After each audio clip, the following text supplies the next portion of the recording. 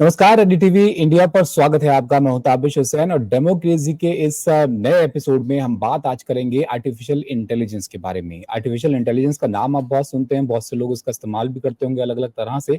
लेकिन क्या एआई जो है वो सिर्फ फायदे के लिए ही है आपके, या फिर इसके बहुत सारे नुकसान भी हैं, या फिर नुकसान ज्यादा हैं फायदे कम हैं? इस पर आज बात करते हैं। हम हर हफ्ते आपसे एक सवाल पूछते हैं, तो इस हफ्ते भी एआई को लेकर ही हमने जो है आपसे सवाल पूछा था। दरअसल अब जो बिल गेट्स हैं उनकी भी पीएम मोदी से मुलाकात हुई थी इस बारे में, तो इस पीएम ने भी इस पर जो है चर्चा जो है की थी, अपना नजरिया उन्होंने रखा था, वो क्या सोचते हैं। तो आप क्या सोचते हैं ये एआई के बारे में? ये भी हमने पूछा आपसे, जानने की कोशिश की कि आपका नजरिया इसको लेकर क्या है। तो हमने सवाल आपसे पूछा था कि आर्टिफिशियल इंटेलिजेंस की जरूरत और इसके फायदे नुकसान के बारे में आप क्या सोचते हैं। एआई जो है वो एक मैजिक टूल है या फिर इसके खतरे ज्यादा हैं, इस पर आप क्या सोचते हैं? तो इस पर जो राय लोगों की आई है वो हम आपको दिखाते हैं। तो इस पे जो लोग हैं वो रिएक्ट कुछ इस तरह से करते हैं कि मैजिक टूल है ये, ऐसा मानना है 35% लोगों का, जो इसको आसान काम करने वाली चीज समझते हैं। खतरा जो है वो मानते हैं 65% लोग, यानी कि 65% लोगों का ऐसा लगता है कि एआई से नुकसान ज्यादा है, फायदे कम हैं। इस पर बात करते हैं। हमारे साथ खास मेहमान जो है वो जुड़े हुए हैं। प्रोफेसर फरहद बशीर खान साहब हैं, जो कि प्रोफेसर हैं जामिया हमदर्द के और एआई एक्सपर्ट भी हैं आप। प्रोफेसर साहब, बहुत स्वागत है आपका एनडीटीवी पर। तो सबसे पहले तो इस सवाल से ही आपसे मैं शुरुआत करूंगा, आपको क्या लगता है कि मैजिक टूल है एआई या फिर खतरे इसके ज्यादा हैं? आपने बहुत अच्छा सा सवाल पूछा है और उसके साथ टूल लगा दिया है।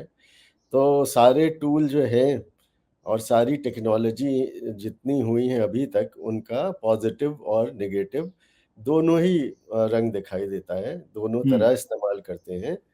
जैसे हम्म। न्यूक्लियर टेक्नोलॉजी थी जिसके बारे में हम सब जानते हैं, उसके पॉजिटिव और नेगेटिव के एक अच्छा टूल है मेरे नज़दीक। हम्म। और क्योंकि जनरेटिव एआई अभी बहुत जल्दी बना है और ये नॉर्मल एआई से कुछ अलग है। अभी तक 1950 से करीब हम एआई यूज़ कर रहे हैं। कंप्यूटर में जब हमारी गलती पकड़ता है तो वो भी एआई होता है, नॉर्मल वाला।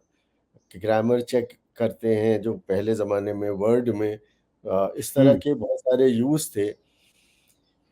तो लैंग्वेज समझने अच्छा, में। ये चीज आपने जो इसका जिक्र किया, ये आप थोड़ा समझाते चलिए कि जनरेटिव एआई और नॉर्मल एआई, ये कितनी तरह के एआई होते हैं?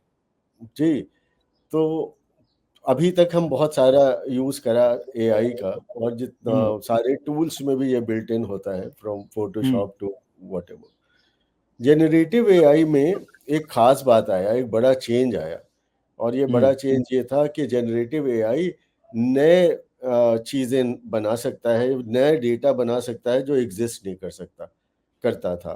पुराने ज़माने वाले एआई जो थे, वो आपका डेटा एनालाइज कर लेते थे, आपकी लैंग्वेज समझ लेते थे, आपकी पिक्चर इंटरप्रेट करके बता देते थे। हम्म। अब जो है उसको ह्यूमन की तरह कॉम्प्रिहेंड कर लेते थे, समझ लेते थे, नियरली ह्यूमन की तरह। हम्म। अब जो लेटेस्ट एआई की ये टेक्नोलॉजी जो आई है। ये जो हम देखते हैं आजकल, ट्रेंड भी करता है कि आप कुछ भी, बस एक आपको क्या चाहिए वो कीवर्ड्स डालिए और एआई आपका काम करके दे देगा, पिक्चर बना के दे देगा, आपको वीडियो बना के दे देगा। It is generative AI. जी, तो ये जो कुछ एग्जिस्ट नहीं करता और हम कह रहे हैं कि ये आप हाँ। बनाइए, तो वो एग्जिस्टिंग डेटा को लेके एंटरटेनमेंट में बहुत बड़ा इसका रोल हो गया। हम्म। बहुत सारे जो प्लेटफॉर्म हैं वो अब चैट बोर्ड बना दिया है, जो बिल्कुल आदमी की तरह आपसे बात करेगा, समझेगा और रिएक्ट हम्म। करेगा। कुछ दिनों में हो सकता है आपकी जगह भी न्यूज़ रूम में एआई ये जो है वो ये बहुत, यही एक असल खतरा है। जब एआई को लेकर डिस्कशन शुरू हुआ था बहुत पहले, प्रोफेसर साहब आप भी जानते होंगे कि ये जो हुँ, जॉब ले लेगा लोगों की, सबसे पहला हुँ, कंसर्न तो यही था कि अब जब खुद ही कंप्यूटर के सारे काम कर दे रहा है तो फिर आपको क्या जरूरत है मैन पावर की किसी तरह की? तो हुँ। एडवांटेजेस पहले आप बता दीजिए। चलिए, ये भी है कि काम आपका आसान हो जा रहा है, तो ये भी ठीक है ना, आपका वक्त जो है वो बच रहा बहुत बड़ा आसानी कि आसान है। होता हाँ। है। जैसे कम हाँ। कैलकुलेटर से काम आसान हुआ, हम्म। पहाड़े नहीं याद करने पड़े, और उसी तरह कंप्यूटर से काम आसान हुआ, मगर इनसे हम्म। जॉब नहीं गई। इतनी बड़ा हम्म। जो जॉब की तरफ हम देखते हैं, बल्कि इसको अगर हम फ़ायदे की तरफ देखें तो हमें अभी तो लगता है हमारा काम आसान हुआ। हम्म। मगर अगर हम जीडीपी की ग्रोथ में देखेंगे, तो इतना बड़ा ग्रोथ किसी और टेक्नोलॉजी में इतने शॉर्ट टाइम में नहीं आया। जैसे हिंदुस्तान में, इंडिया में जो 2022 का डेटा है, वो करीब हमने 600 मिलियन का जीडीपी हमने बढ़ाया।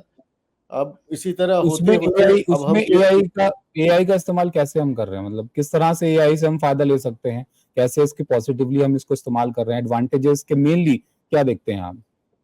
जी, जी, जी।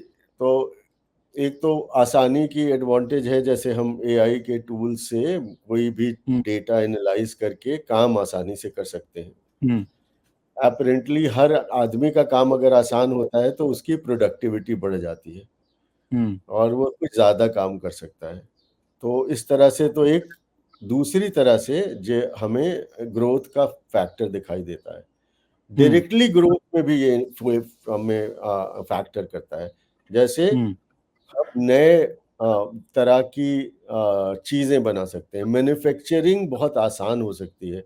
मैन्युफैक्चर करने के नए तरीके ढूँढे जा सकते हैं। सैमसंग ने शुरू किया कि आप एआई, नाम नहीं लेना चाहिए कंपनी का, पर कि एआई से कोई रेसिपी आपको चाहिए, आप इंग्रीडिएंट बना दीजिए और वो एक रेसिपी बना देगा। जो तो इस सर्च और तरह की रिसर्च का काम जो प्रोफ़ेसर साहब मैं समझ पा रहा हूँ यहाँ पे कि ये सर्च और रिसर्च का जो काम है आपका आर-एन-डी ये बहुत आसान एआई से हो जाती है, कि आपके लिए वो काम वो करके दे देगा कि आपके लिए ये हेल्थ केयर को लेकर भी मैं पढ़ रहा था एक जगह पर कि आप डॉक्टर्स भी इसका इस्तेमाल कर रहे हैं कि बेस्ट वे क्या है किसी चीज़ को ऑपरेट करने का। अलग-अलग इंडस्ट्रीज़ में, अलग-अलग जगह पे सेक्टर्स में एआई का इस्तेमाल हो रहा है। लेकिन खतरा क्या है इसका? जो अभी डीप फेक वीडियोज़ हमने देखे, आपकी फेक वीडियोज़ जो है बना दे रहे हैं लोग, वो एकदम बिल्कुल रियल लग रही हैं। आवाज़ कैसे इस्तेमाल कर रहे हैं कि जो बिल्कुल पहचानने में नहीं आ रही है कि आप ही हो या कोई और है। उसके ज़रिए जो है फ्रॉड किए जा रहे हैं। ये किस तरह के खतरे हैं और ये ज़्यादा वेटेज रखता है फ़ायदों के मुकाबले ताकि जैसे कि लोग समझ रहे हैं कि भाई इसका खतरे ज़्यादा हैं फ़ायदों से तो। हुँ। मेरी किताब गेम ऑफ वोट है, अगर लोग पढ़ें उसे, तो हाँ। उसमें अच्छे से हमने इन डीप फेक का ज़िक्र किया है। जब डीप लगा हुँ, देते हैं तो मतलब यही हुआ कि जनरेटिव एआई है, फेक तो नॉर्मल फेक हुआ। हुँ, तो उस जनरेटिव एआई के एक तो खतरा मिस इन्फॉर्मेशन का है, जिसको डिटेक्ट करना मुश्किल है। अब आप हुँ, जनरेटिव एआई से इतना जल्दी बन जाता है, किसी ज़माने में आज से 5 साल पहले एक 10 सेकंड की क्लिप बनाने के लिए आपको शायद 15 दिन, 1 महीना लगता था। हुँ, अब मगर कंप्यूटिंग पावर इतनी अच्छी हो गई है कि अब आपको सेकंड्स में बड़ी क्लिप्स बना सकते हैं। एंटरटेनमेंट में हुँ, बहुत काम आ रहा है।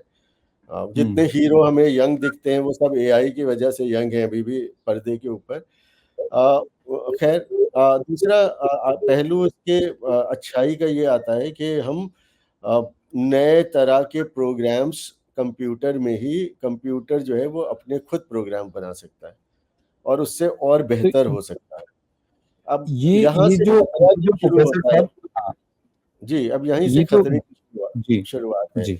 तो 3 तरह के खतरे इम्पोर्टेंट माने जा रहे हैं अभी तक, और जो अभी जो वर्ल्ड लेवल पे जो बात हो रही है, और कई लोग कह रहे हैं हुँ, कि इसका चैट जीपीटी 4 के आगे इसका डेवलपमेंट रोक देना चाहिए, तब कभी ह्यूमैनिटी नहीं तैयार है इतने फास्ट डेवलपमेंट के लिए। इस तरह की भी बातें हो रही हैं। तो क्या खतरा है? किसकी तरफ इनका इशारा है?